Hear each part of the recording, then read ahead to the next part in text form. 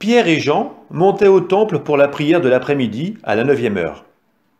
On y amenait alors un homme infirme de naissance que l'on installait chaque jour à la porte du temple, appelée la Belle Porte, pour qu'il demande l'aumône à ceux qui entraient.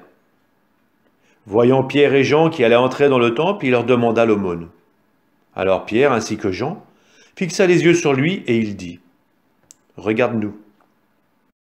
L'homme les observait, s'attendant à recevoir quelque chose de leur part. Pierre déclara « De l'argent et de l'or, je n'en ai pas. Mais ce que j'ai, je te le donne.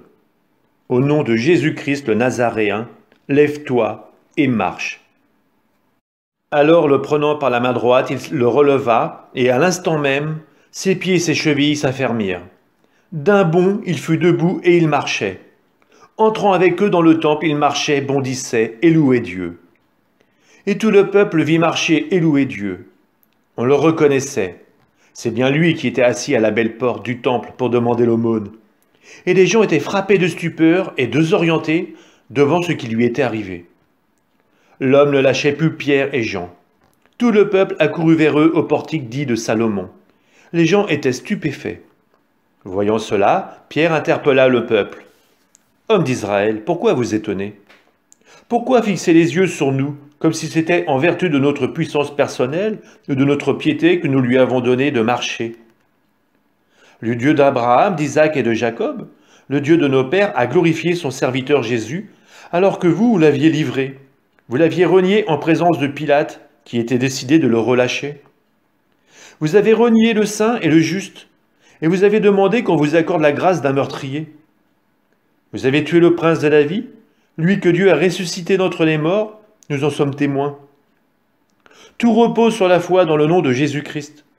C'est ce nom lui-même qui vient d'affermir cet homme que vous regardez et connaissez. Oui, la foi qui vient par Jésus l'a rétabli dans son intégralité physique, en votre présence à tous. D'ailleurs, frères, je sais bien que vous avez agi dans l'ignorance, vous et vos chefs.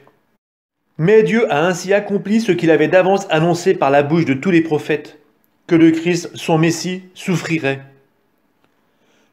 Convertissez-vous donc et tournez-vous vers Dieu pour que vos péchés soient effacés.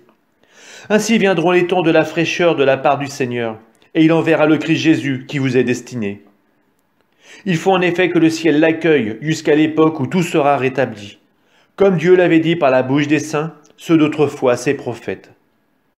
Moïse a déclaré « Le Seigneur votre Dieu suscitera pour vous, du milieu de vos frères, un prophète comme moi. Vous l'écouterez en tout ce qu'il vous dira.